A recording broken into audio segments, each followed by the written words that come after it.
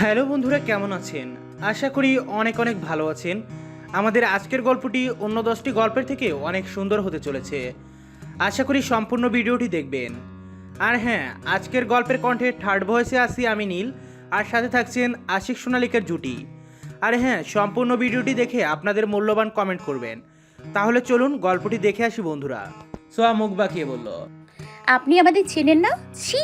ও হৃদয় বোকার মতো তাকিয়ে থাকে, সাথে তার চেলা চাপাও। ইতি আরো অনয়ের পেট ফেটে হাসি আসলেও নিজেদের সামলে রাখে। হৃদয় আঙুল দিয়ে কপাল ঘষে তার পিছনে ঘুরে সবার দিকে তাকিয়ে রেগে দাঁতে দাঁত চেপে বলল। তোরা চিনিস ওদের? ভার্সিটিতে স্পেশাল কেউ এসেছে, অথচ সেই কথা আমাকে জানানো হয়নি। ওদের তো পরে দেখে নিচ্ছি আমি। সোয়া ইতি অনয় এতদিনের প্রত্যেকের দূর থেকে দেখে দেখে পরিচয়টা জেনেও নিয়েছিল। তাদের মধ্যে লিমন নামের ছেলেটি মাথা নেড়ে বলল। না দোস্ত, ভার্সিটিতে তেমন কেউ আসেনি। আসলে তো সেই খবর আমার কানে অনেক আগেই পৌঁছে যেত। সোয়া গালে হাত দিয়ে অবাক হওয়ার ভান করে বলল। মা, ভার্সিটিতে কে আসে না আসে সব খবরই আপনার কানে পৌঁছে যায়? এটা কিভাবে সম্ভব? তাহলে আমাদের চেনেন না আপনি? ছি ছি ছি, লজ্জার বিষয় এটা।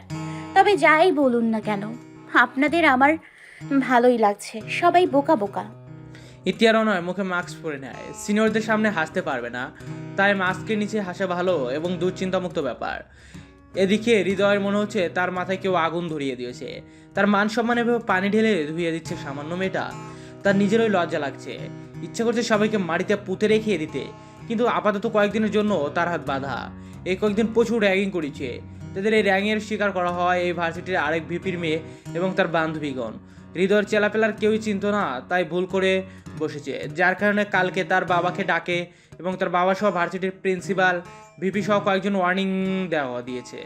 তাই আপাতত কয়েকদিন চুপ হয়ে থাকতে হবে। হৃদয় দাঁতে দাঁত চেপে মুখে হাসি ঝুলিয়ে বলল। তোমার নাম কি আপু? কোন ইয়ার স্টুডেন্ট তুমি? সোয়া মিষ্টি একটা হাসি দিয়ে বলল। আমি ফার্স্ট ইয়ার স্টুডেন্ট, আর আমার নাম সোহা। আমার বেস্ট ফ্রেন্ড ইতি আর ফ্রেন্ড অয়ন। হৃদয় মেকি হাসি ঝুলিয়ে বলল। তা তুমি কার মেয়ে হও? মানে তুমি ভার্সিটির কোনো টিচার বা প্রিন্সিপাল স্যারের কারো মেয়ে হও? সোয়া বড় বড় হাসি দিয়ে বলল। না তো, কারোর কিছু হয় নাই। তবে ডক্টর ঈশান চৌধুরী, সামির চৌধুরী, শান চৌধুরী তিনজনই এই ইউনিভার্সিটির প্রাক্তন স্টুডেন্ট এবং প্রিন্সিপাল স্যার এর অনেক প্রিয় স্টুডেন্ট তিনজন। আপনারা নিশ্চয়ই চেনেন তাদের। তাদেরই বাড়ির কেউ একজন আমি, বাকিটা পরে জেনে নেবেন। তাদেরই বাড়ির কেউ একজন আমি, বাকিটা পরে জেনে নেবেন একদিন। আমার সাথে কিছু করলে এই ইউনিভার্সিটি সহ আপনার উপর তাণ্ডব লীলা বসে যাবে। আচ্ছা, আজ যাই, ক্লাসে দেরি হচ্ছে। সোয়া ইতিহার অনয়কে নিয়ে ফুরফুরিয়ে মুড়ে চলে গেল। হৃদয় পিছনে সবাই হা হয়ে তাকিয়ে সোয়ার যাওয়ার পথে চেয়ে থাকে। হৃদয়ের চেহারা দেখার মতো। এই মেয়েটা এমন 12টা বাজিয়ে গিয়েছে যে তার হাত পা বাঁধা পড়ে গেল। হৃদয় চেঁচিয়ে ওঠে রাগে। পিছনে ঘুরিয়ে লিমন, মামুন, অমিত, প্রমা, রিমি সবার উপর চেঁচিয়ে বলে ওঠে। কতবার বলেছিলাম তোদের আমাকে ছাত্রলীগদের নেতা হওয়ার সুযোগ দিতে। তোরা তোরা আমাদের বন্ধু নামে কলঙ্ক। আর ছাত্রলীগের নেতা হলে হাত পা বেঁধে বসে থাকতে হতো না। এই পিচি মেয়ে আমাকে সাবধান করে গিয়েছে। কত বড় সাহস মেয়ের! রিমি ফুরন কেটে বলে ওঠে। চৌধুরী বাড়ির মেয়ে সাধারণ হবে ভাবছো কি করে? ওর থেকে দূরে থাকাই ভালো। তার উপর শান চৌধুরী এখানকার থানার বড় পোস্টের অফিসার। এই মেয়ের কিছু করলে এমনি এমনি ছেড়ে দেবে না। হৃদয় রেগে রিমি দিকে অগ্নিদৃষ্টিতে তাকায়। রিমির মুখ বন্ধ হয়ে যায়। রিমি ঢোক গিলে চুপ করে গেল। ক্লাসের জন্য ঘন্টা বাজতে হৃদয় হনহনিয়ে ক্লাসের উদ্দেশ্যে চলে যায়। হৃদয় ভার্সিটির একজন ভিপির ছেলে, বাবা ব্যবসা করে। হৃদয় মাস্টার পড়ছে। ক্লাসের টপ বয় হলে ব্যবহারে চলাফেরায় প্রচণ্ড উচ্ছৃঙ্খলা রয়েছে। মারামারি, র্যাগিং এসবই পড়ে থাকে। ছাত্রলীগের নেতা হতে চায়, কিন্তু তার বাবা মারা আপত্তি রয়েছে। বাবার হুমকি ধুমকি শুনে বন্ধুরা এখন সায় দেয় না তাকে শেষ হবে। হৃদয় আর রিমির বিয়ে পারিবারিকভাবে ঠিক হয়ে রয়েছে আগে থেকে। প্রত্যেকেই চৌধুরী বাড়ির সবাইকে চেনে। ঈশান, সামির, শান তিনজনের মধ্যে প্রত্যেক বছর নবীন বরণের সময় যে কোনো দুভাগ উপস্থিত থাকে অনুষ্ঠানে। একথায় তারা রেগুলার স্পেশাল গেস্টের মধ্যেই পড়ে। তাদের এত ঘটা করে কোনো ইনভাইট করা হয় কেউ জানেই না। তাদের এত ঘটা করে কেন ইনভাইট করা হয় কেউই জানে না। ক্লাস শেষ হলে সোয়াইটি অনয় তিনজনে হাসি মজা করতে করতে বাইরে বেরিয়ে আসে। অনয়ের সাথে ভালোই বন্ধুত্ব হয়েছে দুজনের। সোয়া কথা বলতে বলতে শানকে জিপের সাথে হেলান দিয়ে দাঁড়িয়ে ফোনের মাঝে ডুবে থাকতে দেখে। সোয়া অবাক হয়ে শানকে দেখে। আজকে শানের আসার কথা ছিল না, তাই দেখে অবাক হলো। অনয় শানকে দেখতে পেয়ে সোয়াকে উদ্দেশ্য করে বলল। আচ্ছা সোহা, শান চৌধুরী কি হয় তোর? সোয়া থতমত কে অনয়ের দিকে দৃষ্টিপাত করে, অবাক স্বরে বলে। জানিস না কি হয়? অনয় মাথা নেড়ে না করলো। সোয়া ইতির দিকে তাকায় ভ্রু কুচকে। ইতি হাই তুলে বলল। তুই কিছু বলতে বলিসনি তাই বলিনি এখনো। অনয় সোয়াকে কোনো দিয়ে হালকা ধাক্কা দিয়ে বলল। বলবি তো নাকি? সোয়া গলা ঝিরে বলল। তাকে গিয়ে জিজ্ঞেস করে নে। অনয় বিব্রত গলায় বলল। কিছু মনে করবে না তো আবার? সোয়া ঠেলে ঠুলে বলে। না রে ভাই, তোকে চেনে, যা তুই। সরি। অনয় শার্টের কলার টলার ঝেড়ে গেল, সাথে ইতি আর সোয়াও আসে। অনয় গিয়ে শানকে উদ্দেশ্য করে বলল। হ্যালো ভাইয়া, কেমন আছেন? শান ফোন থেকে চোখ তুলে অনয়ের দিকে তাকাতলো। পিছনে ইতি আর সোয়াকে দেখে অনয়ের দিকে আলতো হেসে তাকালো। সোজা হয়ে দাঁড়িয়ে চোখের সানগ্লাস খুলে মিহে এসে বলল। হাই, আলহামদুলিল্লাহ ভালো আছি, তুমি কেমন আছো? অনয় ঢোক গিলে বলল। জি ভাইয়া ভালোই। আচ্ছা ভাইয়া, একটা কোয়েশ্চেন করতে পারি? শান সাই দিতে অনয় বলল। সোহা আপনার কি হয়? শান ঠোঁট বাঁকিয়ে হেসে সোয়ার দিকে তাকালো। সোয়া লজ্জা নিয়ে দাঁড়িয়ে আছে। শান অনয়ের দিকে তাকিয়ে দেখে বেচারা উত্তর শোনার জন্য অধীর আগ্রহ নিয়ে দাঁড়িয়ে আছে। শান ঠোঁটের কোণে বাঁকা হাসি ঝুলিয়ে বলল। আমার মেজ ভাবির ছোট বোন, মানে আমার বেয়াইন। অনয় উত্তরে। ও ও বললো। সোয়া অবাক হয়ে তাকিয়ে থাকে। ইতি মিটমিট করে হাসছে। এর আগে দুঃখে সোয়ার চোখ টুম্বড় হয়ে যায়, ফুফিয়ে কেঁদে দেবে এমন অবস্থা। শান্তা দেখে মুচকে এসে আবার অনয়কে উদ্দেশ্য করে বলল। With she is my wife and my lifeline. Anay হতবাক হয়ে তাকালো সোয়ার দিকে। সোয়া কান্না থামিয়ে মুখ ফুলিয়ে তাকায়। অনয় একবার সোয়ার আরেকবার শানের দিকে তাকায়। অনয় সোয়াকে উদ্দেশ্য করে অবাক হয়ে বলল। তোর বিয়ে হয়ে গিয়েছে, আমাকে বলিসনি এতদিন? সোয়া দুঃখী দুঃখী ফেস করে বলল। আসলে আমি ভেবেছিলাম কয়েকদিনে ভার্সিটিতে আসেনি, তখন বোধহয় ইতি জানিয়েছে।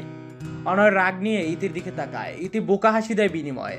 শান অনয়ের সাথে কথা বলতে থাকে। বেশি কিছুক্ষণ কথা বলে অনয় বিদায় নিয়ে গাড়ি নিয়ে বেরিয়ে যায়, সাথে ইতিকেও নিয়ে যায়। আজ ইতিকে ড্রপ করে দেবে বলে।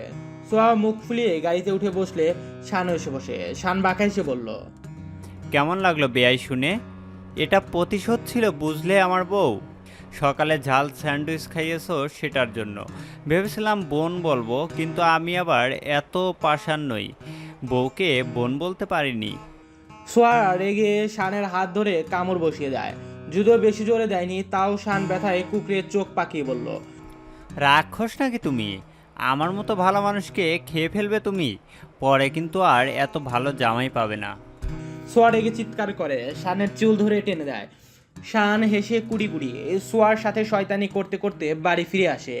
সোয়া রেগে ফায়ার হয়ে আসে। আজ বাড়িতে ঢুকতে টমি দৌড়ে সোয়ার পায়ের কাছে এসে বসে। সোয়া টমিকে কোলে তুলে নিয়ে উপরে চলে গেল। ড্রয়িং রুমে শাহনাজ বেগম, নীলা, সিমি, সালমা, তামিম গল্প করছিল। সবাই সোয়ার যাওয়ার দিকে তাকিয়ে শানের দিকে তাকায়। শাহনাজ বেগম জিজ্ঞেস করলো। কি হয়েছে সোহা? শান মাথা চুলকে হেসে বলল। আবহাওয়া গরম করে ফেলেছি। শাহনাজ বেগম ভ্রু কুচকে বলল। কি করেছিস তুই? আর আজকে এই সময় বাড়িতে যে? শান উপরে যেতে যেতে বলল। কাজ শেষ করে চলে এলাম। তামিম, তোর মিষ্টি আপুর মাথায় একটু ঠান্ডা পানি দিয়ে যা, না হলে আমাকে পুড়িয়ে দেবে আগুন দিয়ে। সবাই শানের কথায় হেসে দেয়। সোয়া ফ্রেশ হবে বলে তামিম কিছুক্ষণ পর গেল। গিয়ে দেখে সোয়া টমিকে কোলে নিয়ে বিছানার মাঝখানে মুখ ছোট্ট করে বসে রয়েছে। বারান্দার কাছ থেকে ফুল ছিঁড়ে এনেছে, টমিকে সেগুলো দিয়ে সাজিয়ে দিচ্ছে। তামিম গিয়ে বেডের এক পাশে বসে সোয়াকে শুধালো। মিষ্টি আপু, তোমার মন খারাপ কেন? সোয়া তামিমের দিকে একবার তাকিয়ে চোখ নামিয়ে নিল। অল্প সময় নীরব থেকে বলে ওঠে। ছাদে যাবে? তামিম মাথা নেড়ে বলল। হ্যাঁ, তুমি বললে অবশ্যই যাব, তবে ভাবি বলেছে ফ্রেশ হয়ে নিচে যেতে। তোমার আর ভাইয়ার খাবার দিয়েছে টেবিলে। সোয়া বিছানা থেকে নেমে দাঁড়িয়ে বাইরে যেতে যেতে বলল। পরে খাবো। সোয়া তামিমকে নিয়ে ছাদে গেল। ছাদটা ফুল গাছ দিয়ে সাজিয়ে দিয়েছে। কিছুক্ষণ ঘোরাফেরা করে তামিমের সাথে গল্পে মেতে ওঠে। রাতে সোয়ার টেবিলে বসে পড়েছে। মুখ বন্ধ করে কি পড়ছো তুমি? সোয়া চমকে শানের দিকে তাকালো, তারপর বইটা ঠাস করে বন্ধ করে দিল। শান রাগী গলায় বলে। বই বন্ধ করলে কেন তুমি? পড়তে বসো চুপচাপ। সোয়া উঠে দাঁড়িয়ে শানকে জড়িয়ে ধরে বুকে গুজিয়ে দাঁড়িয়ে থাকে। শান অবাক হলো সোয়ার এহেন কাণ্ডে। হলো কি মেয়েটার? এক রাখছে তো একবার নিচ্ছে। শান অনুভব করলো শার্ট ভিজে যাচ্ছে, তার মানে সোয়া কাঁদছে। শান আদুরে গলায় অস্থির গলায় বলল। সোহা, কাঁদছো কেন তুমি? কি হয়েছে? সোহা, বউ আমার, কাঁদছো কেন? বকা দিয়েছি বলে? সোয়া এবার ডুকরে কেঁদে ওঠে। শান বিচলিত হলো। সোয়ার মুখ উঠিয়ে চোখ মুছিয়ে জিজ্ঞেস করে কি হয়েছে। সোয়া আবার চোখের পানি ছেড়ে কাঁদতে কাঁদতে বলল, বাড়িতে যাব আমি, মা বাবার কাছে যাব আমি। এখনই নিয়ে চলুন আমাকে। শান হাঁপ ছেড়ে বলল, এই জন্যে কাঁদতে হয়? আমাকে বললেই তো নিয়ে যেতাম আমি। আগে কান্না বন্ধ করো, তারপর সব কথা হবে। সোয়া আরও বেশি করে কাঁদতে কাঁদতে থাকে। শান রাগী গলায় বলল, কান্না থামাতে বললাম তো, তুমি ফের কেঁদে যাচ্ছ। এবার কিন্তু তোমাকে নিয়ে যাব না আমি। সোয়া চোখ মুছতে থাকে বারবার। একটু একটু করে কান্না থামিয়ে নেয়। শান সোয়ার দুগালে হাত রেখে সোয়ার কপালে ঠোঁট ছুঁয়ে বলল, আগামী পরশু তোমাকে নিয়ে ঘুরতে যাব, আর তোমাকে বাড়িতেও নিয়ে যাব। আর কেঁদো না প্লিজ বউ। তোমার কান্না দেখলে আমার বুকে তোলপাড় শুরু হয়। নতুন কেস সলভ করে ফেলেছি, আর কিছু কাজ আছে, সেটা ইমন নিজের হাতে নিয়ে নিয়েছে, যাতে তোমাকে নিয়ে ঘুরতে যেতে পারি। কালকে শুধু পেন্ডিং ফাইলগুলোর কাজ দেখব, ঠিক আছে? সোয়া বাধ্যমের মতো মাথা নাড়ালো। শান মুচকি এসে বলল, যাও পড়তে বসো। সোয়া মিনমিন স্বরে বলল। হঠাৎ করে কোমরে ব্যথা করছে, আজ আমি ঘুমোবো। শান চিন্তিত হয়ে বলল, কোমরে ব্যথা করছে মানে? কোথায়? সোহা বলল। ওই যেখানে ছুরি দিয়ে কেটেছিল। শান অস্থির গলায় বলল, এখানে ব্যথা করছে মানে? আমাকে আগে জানাওনি কেন? হঠাৎ ব্যথা করছে কেন? দাঁড়াও, মেডিসিন দিচ্ছি আমি। শান ফার্স্ট এইড বক্স এনে মেডিসিন দিল সোয়াকে। সোয়া সেটা খেতেই শান চিন্তিত হয়ে বলল, ব্যথা কমেছে নাকি ভাইয়াকে ডাকবো? সোয়া বোকার মতো তাকিয়ে থেকে বলল। মাত্রই তো খেলাম, বুঝবো কি করে? শান শুষ্ক ঠোঁটজোড়া ভিজিয়ে বলল। ও বুঝিনি। আচ্ছা, আমি খাবার নিয়ে আসছি, তুমি বসে থাকো একটু। সোয়া আটকে অনুরোধ করে বলল। আমি খাবো না কিছু, প্লিজ। শান আর কিছু বলল না। সোয়াকে বিছানায় জায়গা করে দিতেই সোয়া ঘুমিয়ে পড়ে। শান সোয়ার মাথায় হাত বুলিয়ে দিতে দিতে তার কাজ করতে থাকে। সোহা ঘুমিয়ে তলিয়ে যায় কিছুক্ষণের মধ্যে। মধ্যরাতে সোয়ার গা কাঁপিয়ে জ্বর এলো। সোয়ার গায়ের উত্তাপে ঘুম ভেঙে যায় শানের। সোয়ার গায়ে হাত দিয়ে চমকে যায় শান। হঠাৎ সোয়ার এত জ্বরের কারণ বুঝে উঠতে পারল না। থার্মোমিটারে জ্বর মাপিয়ে দেখে জ্বর 103 ডিগ্রি। শান হতবাক হয়ে গেল। দ্রুত পায়ে ঈশানের রুমে গিয়ে নক করে। বেশ কিছুক্ষণ পর ঈশান দরজা খুলে দেয়। শানকে দেখে ঘুমে উদাও হয়ে যায়। ঈশান অবাক হয়ে বলে, কি রে, এত অস্থির হয়ে আছিস কেন? কি হয়েছে? শান অস্থির গলায় বলল, ভাইয়া, সোহার জ্বর উঠেছে, 103 ডিগ্রিতে চলে গিয়েছে। কি করব বুঝতে পারছি না। ঈশান চমকে ওঠে। শানকে নিয়ে দ্রুত সোয়াকে দেখতে আসে আর নীলাকেও ডেকে নিয়ে এলো। নীলা সোয়ার মাথায় পানি ঢেলে দিতে থাকে। শান পুরো রুম পায়চারি করতে থাকে। ঈশান সোয়ার চেক আপ করতে থাকে। এর মাঝে শান বলল, ঈশান চেক আপ শেষ করে বলল, ভাইয়া, সোহার নাকি আজকে পেটের সেলাইয়ের জায়গায় ব্যথা করছিল। আমি মেডিসিন খাইয়ে দিয়েছিলাম, কিন্তু জ্বর আসলো কেন বুঝতে পারছি না। আমার মনে হচ্ছে এই ব্যথার কারণে হঠাৎ জ্বর এসেছে। আমি মেডিসিন দিয়ে যাচ্ছি, খাইয়ে দিবি। আর সকালের মধ্যে যদি জ্বর না কমে তাহলে হসপিটালে নিয়ে যাবি। আমি সব রেডি করে রাখবো, কিছু টেস্ট করাবি। শান সায় দিল। ঈশান মেডিসিন দিয়ে দেয়। নীলা সোয়ার মাথা মুছিয়ে দিয়ে সোয়ার খেয়াল রাখতে বলে চলে যায়। শান পানির বালতিটা ওয়াশরুমে রেখে এসে সোয়ার পাশে বসে। সোয়াকে শোয়া থেকে উঠিয়ে নিজের বক্ষস্থল আগলে নেয়। সোয়াকে ঘুমের মাঝে কয়েকবার ডেকে কোনো রকমের ওষুধ খাইয়ে দেয়। শান সোয়াকে আবার শুয়ে দিতেই সোয়া ছটফট করতে থাকে আর কাঁদতে থাকে। শান অবাক হয়ে সোয়ার চোখে পানি মুছিয়ে দিয়ে বলল, সোহা, কাঁদছো কেন তুমি? বেশি খারাপ লাগছে? সোয়া ফুপাতে ফুপাতে সায় দিয়ে বলল, আমি আপনার কাছে ঘুমাবো, ভালো লাগছে না আমার। শান নিজের আর সোয়ার দূরত্বের দিকে তাকালো। দুজনের মধ্যে দূরত্ব নেই বললেই চলে। শান সোহার মাথায় হাত বুলিয়ে দিতে দিতে বলল, বউ, তুমি আমার কাছে ঘুমিয়ে আছো, তুমি ঘুমাও, আমি মাথায় হাত বুলিয়ে দিচ্ছি। শানের কাছে আছে শুনে সোয়া কিছুটা শান্ত হয়, কিন্তু কিছুক্ষণ পরে আবার ঘুমের মাঝে শানের শার্টের কোনা খামচে ধরে টানতে থাকে আর কাঁদতে থাকে। শান সোয়াকে শান্ত করার চেষ্টা করে কিন্তু পারে না। দেখে সোয়া অসহায় গলায় বলল, বউ, এমন করছো কেন? আগের বার একদম শান্ত ছিলে, এবার দেখি নাজেহাল অবস্থা তোমার। সোয়া কাঁদতে কাঁদতে উঠে বসে। শান সোয়ার চোখ মুছিয়ে দিয়ে বলে, কাঁদছো কেন? বলো আমাকে, কিছু লাগবে তোমার? সোয়া পানিতে জল জল চোখে তাকিয়ে কাতর গলায় বলল, আমার পেটে ব্যথা করছে, কমিয়ে নিন না। শান অশ্রুসিক্ত চাউনিতে তাকালো। সোয়ার এই যন্ত্রণায় কাতরানো দেখে নিজেরও কষ্ট হচ্ছে। এই ব্যথা কমানোর কোনো উপায় জানা থাকলে সে সারা জীবনের জন্য এই ব্যথা নিরাময় করে দিত। শানের ভাবনার মাঝে সোয়া শানের বুকে মাথা রেখে ধীরে ধীরে কান্না কমিয়ে দেয়। আধে ভেজা অসুস্থ গলায় বাচ্চাদের মতো আবদার করে বলল, আমি এখানে ঘুমাবো। শান আলতো হাসলো। সোয়ার কপালে চুমু দিয়ে সোয়াকে নিজের বক্ষস্থলের মাঝে নিয়ে হেলান দিয়ে শুয়ে থাকে। সোয়াকে ঠান্ডায় কাঁপতে দেখে ব্ল্যাঙ্কেট দিয়ে সোয়াকে সহ নিজেকে মুড়িয়ে নেয়। সোয়া শানের বুকে বিড়ালের বাচ্চার মতো ঘুমিয়ে থাকে। সকালের ঘুম থেকে উঠে দেখলো সোয়ার জ্বর অনেকটা কমেছে। ঘড়ির দিকে তাকিয়ে শানের চোখ কপালে। থানায় যাওয়ার টাইম হয়ে গিয়েছে, অথচ সে এখনো বিছানা থেকে নামেনি। শান সোয়ার দিকে তাকিয়ে দেখে সোয়া এখনো গভীর ঘুমে আসন্ন। চোখে মুখে অসুস্থ ভাবটার জন্য চেহারা নেতিয়ে রয়েছে।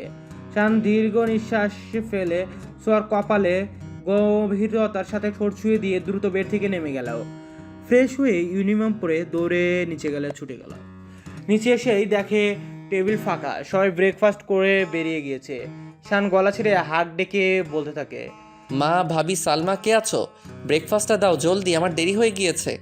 শান চেয়ারে বসে গ্লাসে জুস ঢালতে ঢালতেই শাহনাজ বেগম রান্নাঘর থেকে খাবার নিয়ে উপস্থিত হন।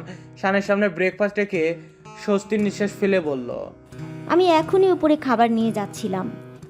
নীলা আর ঈশান বলল সোহার জ্বর এসেছে। আমার চিন্তা হচ্ছিল এখন কেমন আছে মেয়েটা।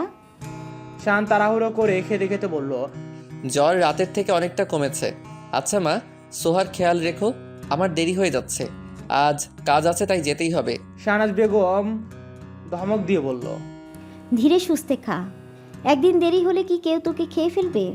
সুন্দর করে খেয়ে যা, গলায় আটকে গেলে তখন তো আরেক বিপদ হবে। শানের খাওয়া শেষ পর্যায়ে, তাই খাওয়ার গতি কমিয়ে দেয়। খাওয়া শেষ হতেই শান বেরিয়ে গেল।